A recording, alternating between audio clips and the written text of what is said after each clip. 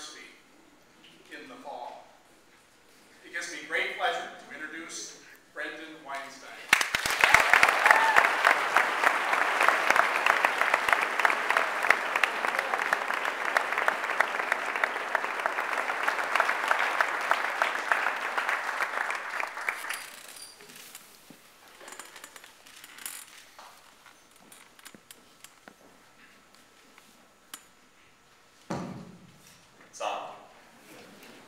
Hi, my name is Brendan Weinstein.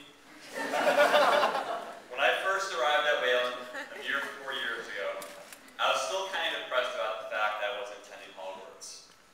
You see, it's been my dream ever since I laid my hands on Harry Potter and the Sorcerer's Stone to attend Hogwarts, be sorted into Gryffindor, date a mermaid, battle Voldemort, and be the savior of the wizarding world. Either way, today is finally completely sunk in that this dream of being a wizard hero will not happen. I couldn't even transfer into Hogwarts. They told me my SAT scores weren't good enough. I must resign myself to the fact that I am a muggle. Nevertheless, as a freshman, I quickly found that Wayland was more like Hogwarts than I initially surmised. You see, Wayland, like Hogwarts, has 4 houses. Ella dies, of course, Gryffindor, so I kind of was thrown into Gryffindor. And I found that I could at least make as many ill-conceived and tenuous parallels as I saw fit. Mr. Oswald, with his comely beard, his gentle, broad-stroked walk, and above all, his ability to speak with students openly, became my Hagrid.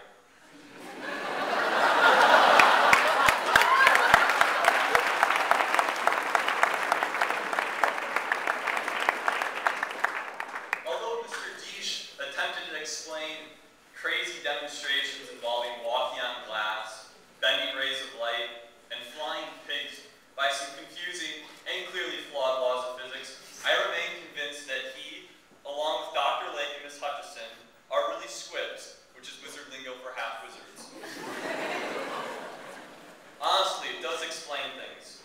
A lifetime of studying Latin for intellectual pursuit? Who are you kidding? You clearly want to do magic.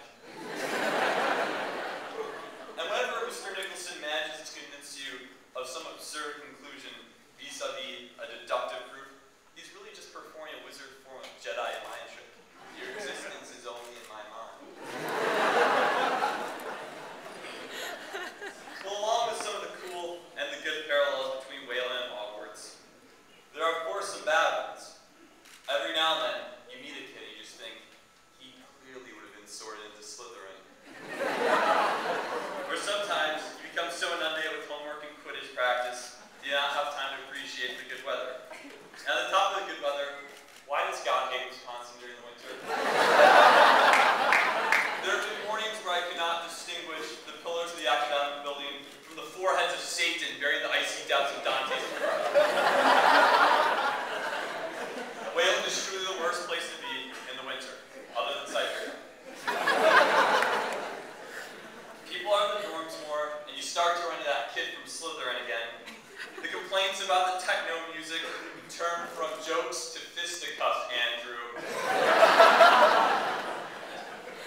You're too sleepy to listen to what Mr. Graham is saying in chapel, but you hear him say that phrase, I'm a donkey mule, you're a donkey mule, and we have the rest of the year to sort things out. And you think to yourself, Graham, just give me back my 940 period, so I can get back to the ritual slaughter of my spotted calf, sacrificing the kid from Slytherin to this hungry spirit statue, and displaying libations on the altar of Nar.